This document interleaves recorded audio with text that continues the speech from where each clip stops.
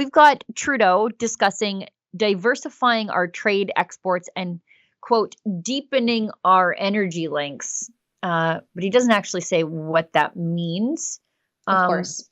No, of course not. I know what it should mean, but I don't think he does. Trade with the U.S. Now, there's a lot of talk about diversification. We'll get to that as well. But let's face some facts here.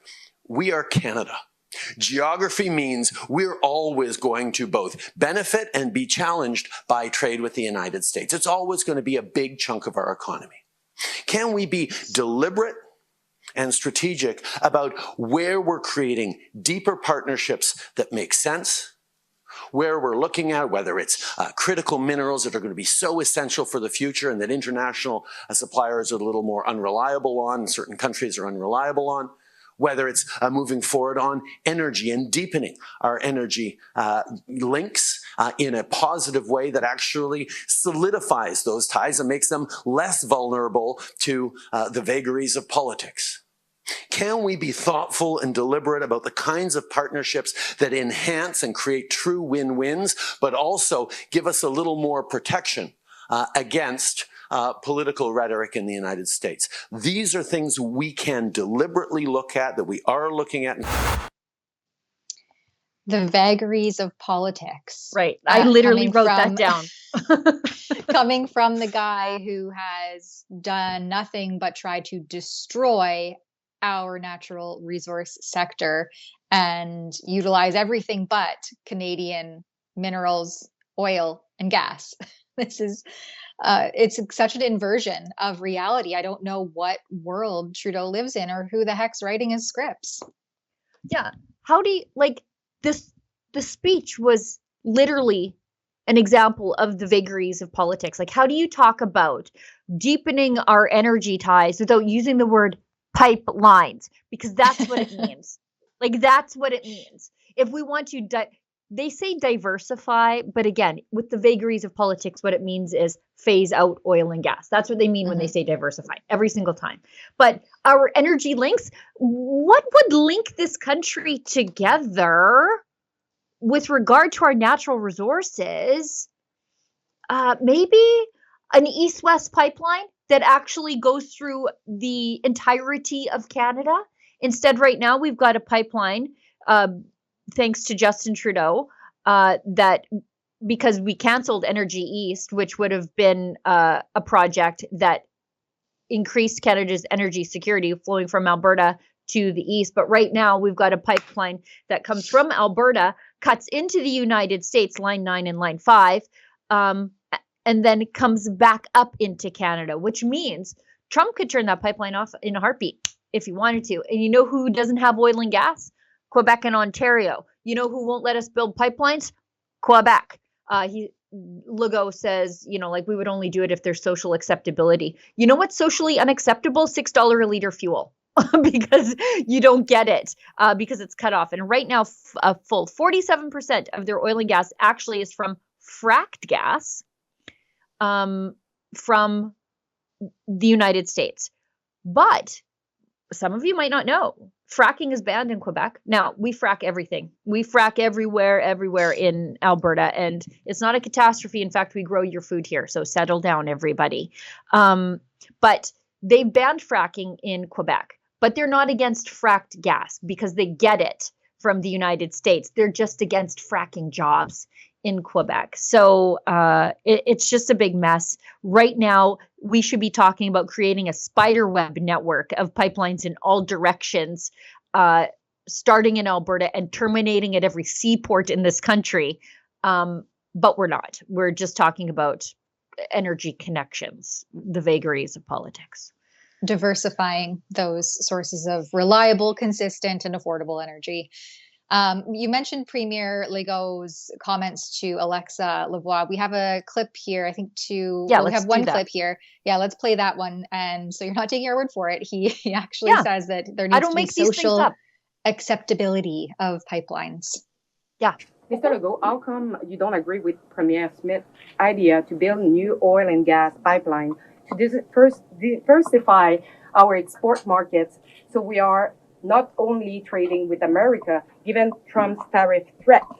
So she said that it would make Canada stronger. Do you believe that too? I just answered this question. It's the same thing. We talk about NRGS or GNL. I think that we need to have social acceptability.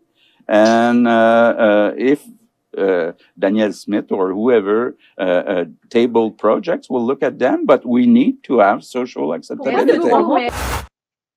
Yeah. Maybe if the vagaries of politics didn't lead everyone to believe that these were somehow polluting, dirty energy sources, then there would be more social acceptability. And I think that as people see this hit them in their pocketbooks where it really hurts, they're starting to say, hey, wait a minute, maybe this green revolution isn't what it was made out and sold to all of us to be. And we'd like to just get back to like good old fashioned oil and gas.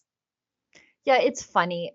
For someone who lives in Alberta, and we are one of the most natural and wild places in this country. I think just when you see pictures of Alberta, you see we grow your food, and there's pump jacks in the distance, which means we grow your food on top of an energy site. Or you see these pictures of mountains, and it's picturesque and beautiful.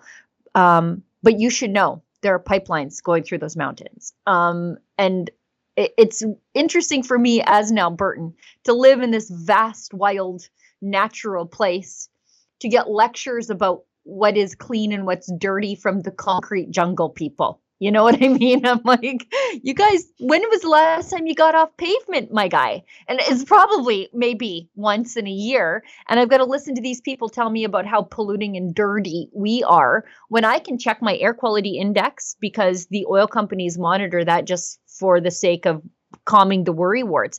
And my air quality index, just up the road from what's colloquially known as Upgrader Alley, is always better than Vancouver, Montreal, Quebec City, definitely Toronto.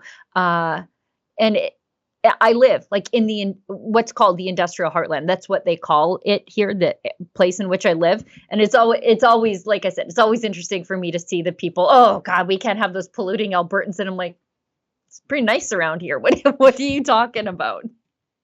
There's lots of trees exchanging that carbon dioxide for oxygen Yeah. that Trudeau likes to pollute when he jet sets here, there, and everywhere, whether it be his lavish vacations or his globalist parties where they discuss how to keep all of us from flying and heating our homes efficiently while they all gather and eat filet mignon and have their private jets and their cocktails in endless amounts. Or Davos. Sheila, you were just there.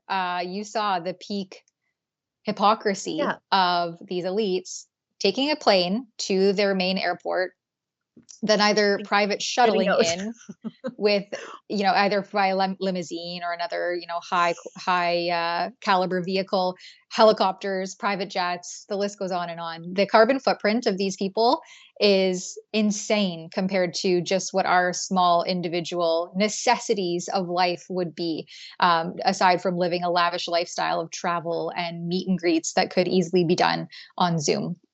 Yeah, that was the San Moritz private airstrip there. We caught a plane just landing, a private jet just landing. That was the last jet of the day because weather shut everybody in. But we went out there, and then you jump off your private jet. By the way, you can look at all of the ads for luxury watches, cars, whatever, on your way through this little super private airport. Where they have like a high-end buffet that we got there early. And you can see where the high-end buffet had been, but they had taken it all down because of the weather. And then you fly to you get on a helicopter, and then you fly to the specially built private airport right in the middle of town. Local residents dealing with the noise be damned. So these people can get in there and lecture me about having to have a low-flow shower head to save the planet. Like, it's just ridiculous.